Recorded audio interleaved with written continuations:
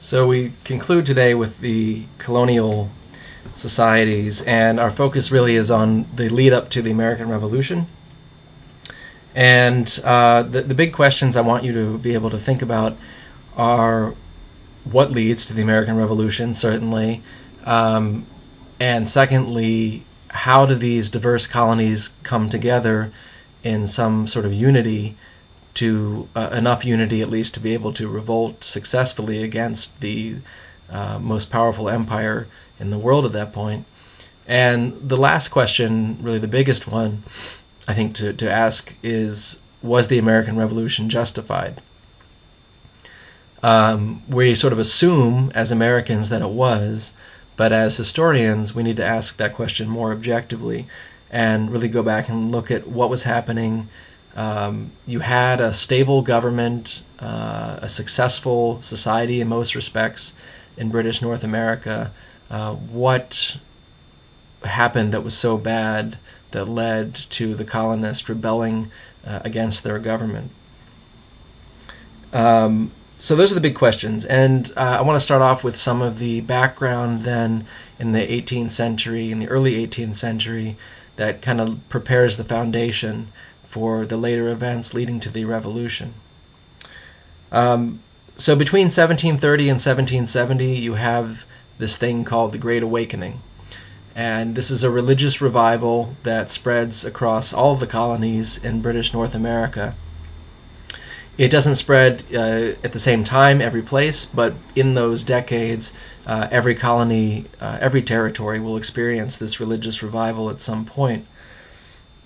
The idea is that religious feeling in America and elsewhere sort of ebbs and flows over time. And that, first generation in Massachusetts, at least, the Puritan settlers were, of course, very religious people.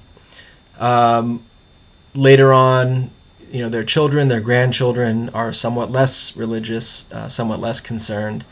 And by the time we get to 100 years later, in the 1730s, 1740s, there's a sense that people aren't religious enough, and there's a sense that something has to be done to revive religious sensibility. So you have a number of preachers who start kind of roaming the countryside, preaching, gathering people up into these big camp meetings, sometimes in churches, sometimes outside, sometimes elsewhere. And the successful preachers are the ones who can gain the most audience. So right away we see kind of a shift here. Those early Puritans, the authority of the ministers, came from their positions as the experts, the most learned men when it came to religious thinking, and so everybody had to listen to them because they were the ministers. Now we're seeing a shift where authority comes from the people. If a preacher is wandering around and nobody's listening to him in the Great Awakening, then he doesn't have any real strong authority. But if he can gain a following, if he can gain a large group of people, then he has some authority.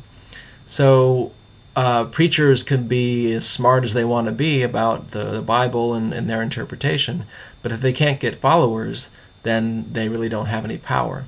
So power coming from the people is an important part of what happens during the Great Awakening, and obviously leads us closer to the Revolutionary period. Jonathan Edwards is the most important of the Great Awakening theologians or philosophers, and he really gets it. He understands that ministers no longer had this power to tell people what to think, that instead they had to appeal to the people, and they had to convince the people to follow them and believe in their interpretations. There are other important preachers too. Your textbook talks about Gilbert Tennent, for example, and George Whitefield. George Whitefield is English, as opposed to a colonist, and he travels not only in the American colonies but also around England as well, and is hugely popular on both sides of the Atlantic. People buy little statues, little busts of him, and put them on their mantelpiece. They buy his books, his sermons. They buy all sorts of junk that people sell at his sermons. It's like a big sort of popular cultural event to see George Whitefield or to buy some of the stuff associated with George Whitefield in the 1740s, 1750s. Even Benjamin Franklin, who's really not that interested in the religious aspect of what Whitefield's saying, goes to see Whitefield at one point just to see the phenomenon, and said he's never, and Franklin says he'd never seen anybody speak the way Whitefield spoke to a crowd, and he found him to be almost hypnotic in the way he addressed the crowd. Ordinary people are given a voice at revival meetings during the Great Awakening, and this, of course, is a very democratic movement, at least in religion. African Americans are involved, women are involved, people who don't really have much say in society, low servants without any money, without any position. In the revival meetings, they have a voice, and again, it's not democracy, but it's kind of pushing us on the road to democracy here. So, takeaway from the Great Awakening stuff then in the textbook and from what I just said is that it does help to kind of pave the way for Americans to think about a different kind of government. When we talk about unity and how do the colonies gain the unity necessary, well, one thing is through the economic system that's in place. You have this system called mercantilism.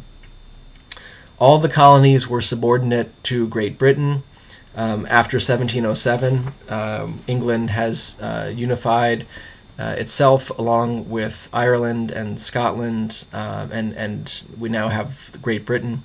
So all the colonies are subordinate to Great Britain, and